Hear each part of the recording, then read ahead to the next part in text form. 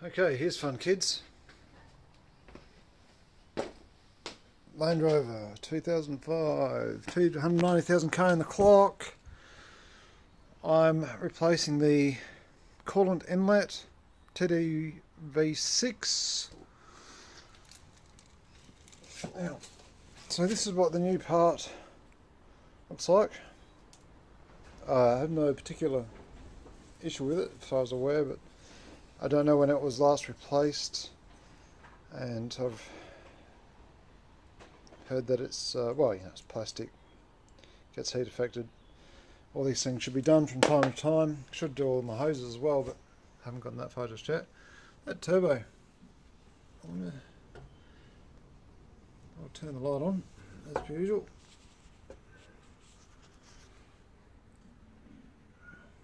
Bit oily. There's a bit of oil in the inlet manifold as well, so that turbo could be on its way out. Another job for another day. Anyway, the part I just showed you, there's, you can see the top bolt and bottom bolt down there. It might actually be a little bit of a coolant leak.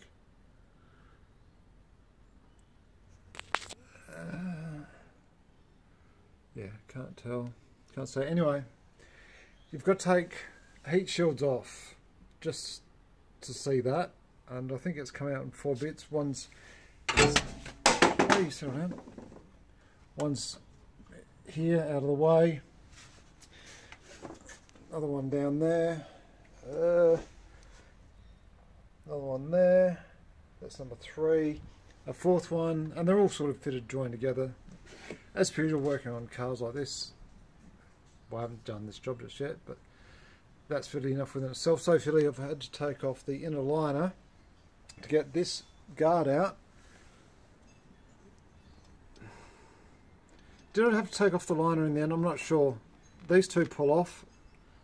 I thought I might have to, yeah, I probably did, because, sorry, I had to pull these two off. Pull them down out of the way to make a big enough hole to get that last cover out.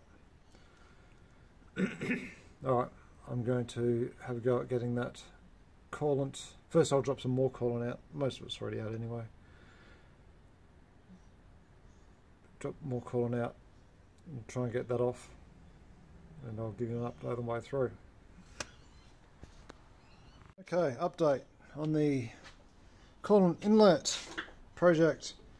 Man, oh man, anybody thinking that that high pressure fuel pump belt is hard? It's just getting off the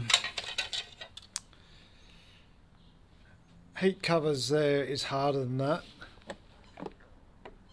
Getting this sucker out is also hard in the end. I'll show you this first. Yep. So, disconnected these at the plug, dropped them down both out the way. I pulled the clip out of this and just pulled this back a little bit further. Removed that hose that's leading onto the turbo. Stuff a rag in where it came out of. I didn't do that for the longest time, and I wish I'd done it earlier. I haven't taken the wishbone off. I'm not convinced. Yeah, look, it'll make it easier. It will. You can see the fun I've been having. I've been having a hard time getting that spring clip off the hose.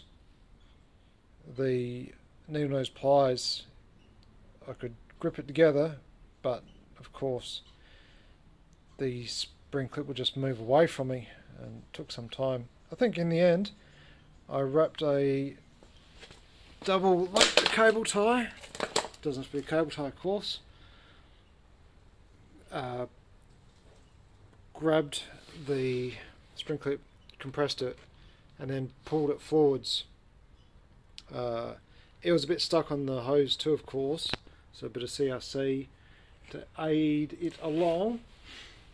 And one of the hard things, oh my god, oh, is it still there? Yeah, there it is. Okay, so you can see the hose still sitting in posi. Getting that bugger to sit down, sit up, sit somewhere that's out of the way. You know, you've done all this sort of work, getting all this stuff out of the way. I have to work hard and try and kink that over. Don't like really kinking those hoses, given how old they are. That's made life a little bit easier. And then you got to twist by hook or by crook. I'm not even sure really how I got the old plastic coolant inlet bit out, roll it out of there, and what we find, oh that's right, so even just when I grabbed it with a needle nose pliers to try and pull it out, it was disintegrating on me. Look at this, and then look at that. So 290,000 Ks, don't think it's been done before. Look, it's just broken, and there was some evidence of a coolant leak, a very minor, thankfully. I'm just trying to work out if there's a sort of date code on here. Anyway, if we compare the two, or that's what I've got to now retrieve out of the motor, with thanks to Shane's Shed channel.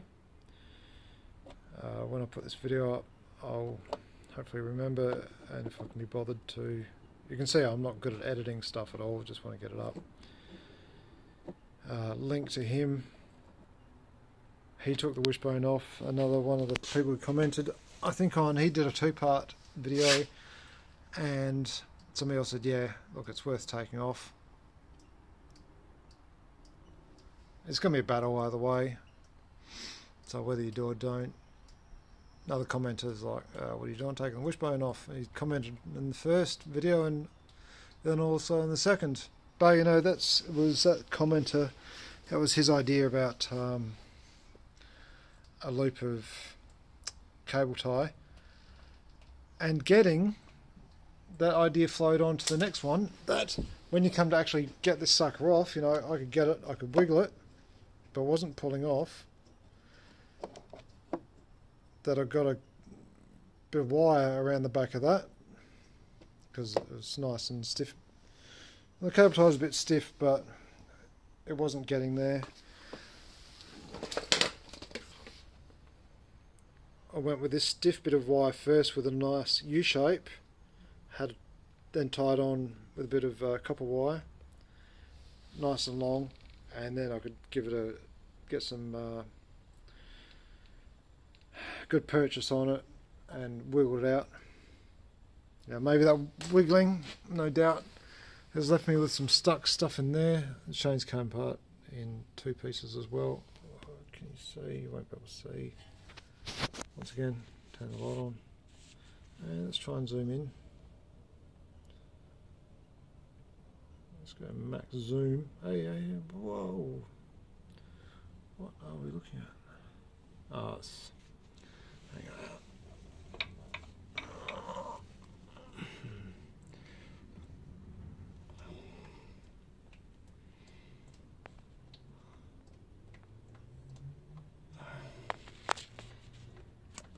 Lost it now. No, I've got that wrong. I think you could sort of make out something, but anyway, there you go. I think I'm going to call it quits for the night. I might just try and dig that out with a scribe or some such, and then call it quits. And I'll give you an update later on. Okay.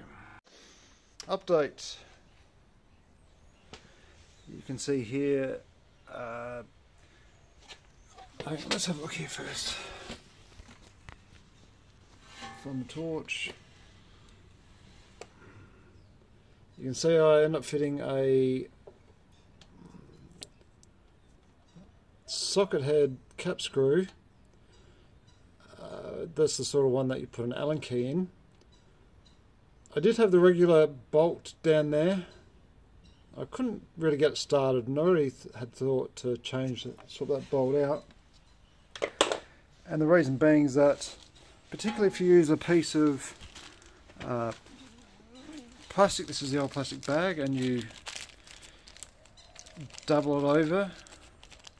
It depends on the sort of fit of your Allen key, your socket head. You know, you need one with a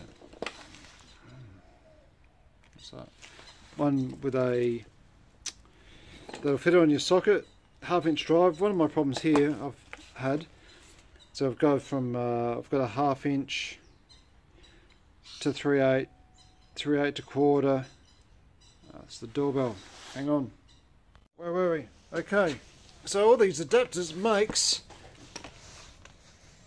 this end heavy and just wants to drop by itself, and that is not helpful when you're reaching right inside and you're trying to control putting the bolt in. So don't do that. Now I've got the top bolt in.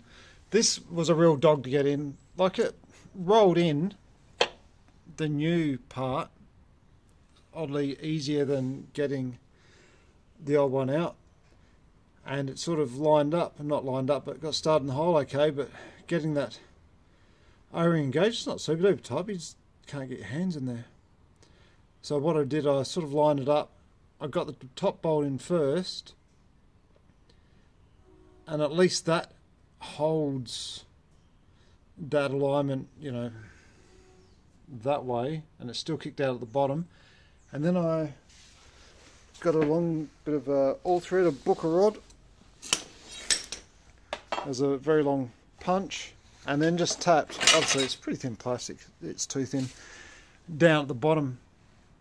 Got that bolt hole lined up better, and then got that socket head cut screw in there. Having this hose, you know, the hose that goes on it, it's so short, it's just like a bit of an elbow to something else, but you can't get it out of the way enough. You know, to work on the top, you've got to push it down. To work on the bottom, you've got to push it up. It just gets in the way. You can't get your hand in there. It's, dudes and dudettes, it's a hard job, this one. It's really, should be a body off job. If you've got a pile of jobs to do, like say that rear valve block, the high pressure fuel pump belt, this, a Land Rover specialist will have that body off in a couple of hours, back on. There's 4 hours, but it could be just worth it. But if you're watching this, then you're probably of the mindset that you're just going to do it yourself anyway. So yeah, it's doable, it's hard. Alright, I'll do this bolt up, get that hose on, and I'll give you another update soon. Ciao. Update time. Man, this job is a killer. Let's have a look. You can see I got the hose clamp back on there. This has taken a long time. Just to get the hose on there was problematic. Refeeding it, you can't get much movement out of it. It's sort of jammed on the end, and just trying to get the end started. Once the end was started, it was okay. I got the hose clamp on, and it was probably on okay, but I just wanted it that bit better. I was doing it with my needle nose pliers, and as you can tell, it just sort of is quite good at slipping off the end, and those needle nose pliers slip under the clips. Anyway, end up pushing the clamp off the end of the hose. Where's the old part? So it ended up down here in this section, and then I was pretty screwed. So I ended up making a tool. Turn the light off.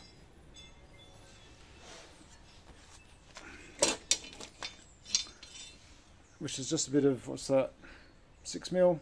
Yeah, 6mm by 20, just as a scissor. That was pretty easy to determine what I need to do, cut it on the angle to account for the fact that it came in on an angle, so I cut it back. End up having to weld a bit of flat for the smaller tab. The bigger tab, it's got the hollow section in it. The end, the corner actually hooked in there, so that would retain quite nicely, but it'd slip off here. So just weld that on. And that allowed me to retrieve the clip and pull it back into a nice spot. And then I faffed around with it. You know, ideally I like to see the hose pushed on all the way. It's a bit short, but then I got the old one out of the bin. And you can see the old one actually never made it all the way on. Anyway, I'm probably a couple mil shorter, but I'm pretty sure the clip's over this barb section and it's not going to come off anytime soon. Anyway, time for the heat shields. I'm not looking forward to that at all. Better put that bit of hose back on the turbo first. And where's the clip? Hopefully the clip will just clip back on. Should do. Okay, wish me luck. Update time. I tell you, squatting here for, it's been hours. It's starting to take its toll on my knees. Where are we looking? Okay, turbo intake, that rubber hose. I've gotten rid of the old clamp.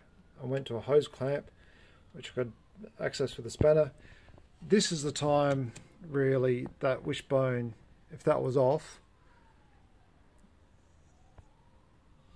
And you've got to mess with the height sensor, and there's another mounting point for the brake line that would have made. I could have maybe gotten that old clip back on, but I couldn't get back on.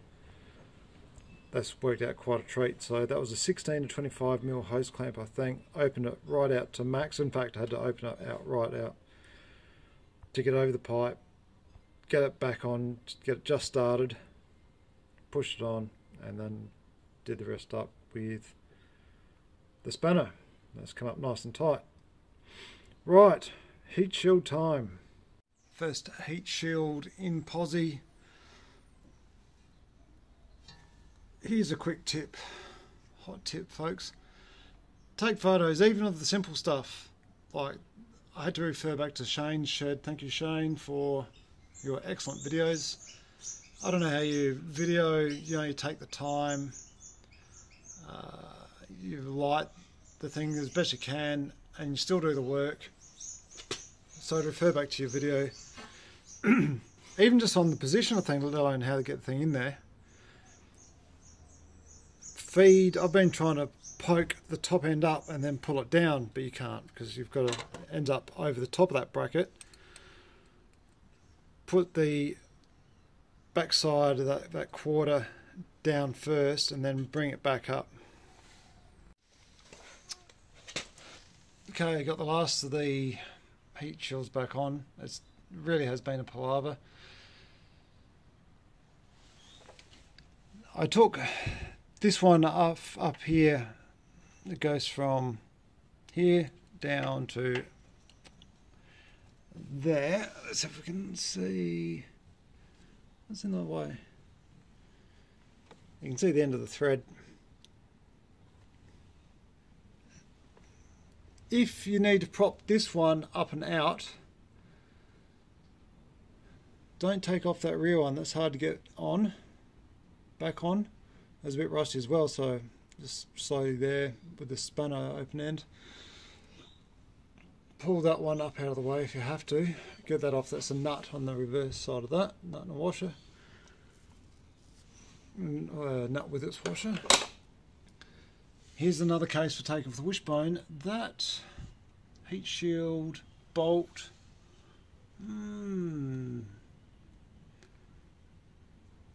Where is it?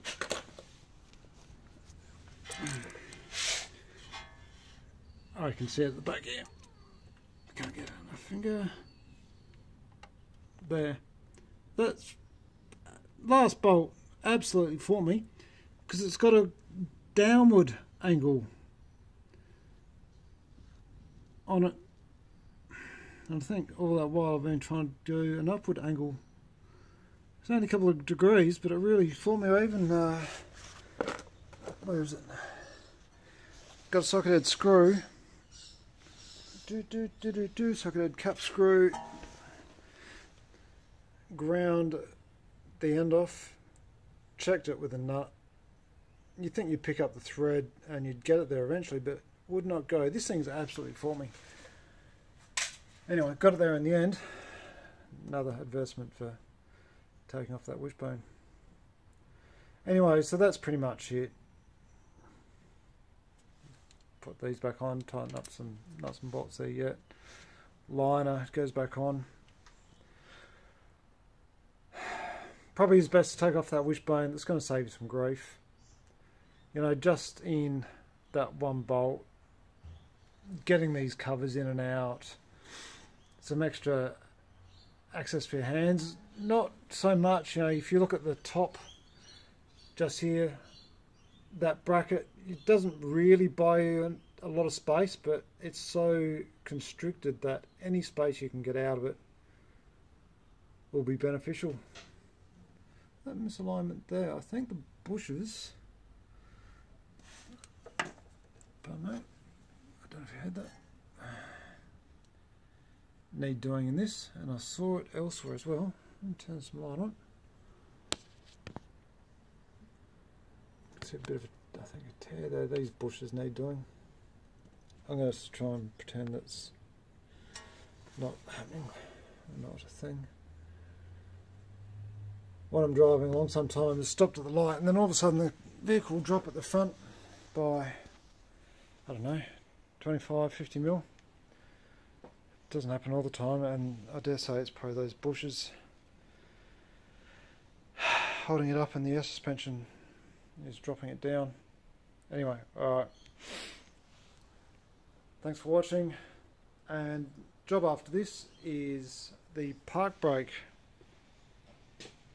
I haven't done the suspension, air compressor suspension yet because it hasn't arrived. Park brake adjustment is starting to screech. Both rear wheels will come off. There's videos on the tube about that. I'll end up making my own, of course. And you get in there with a screwdriver and lever the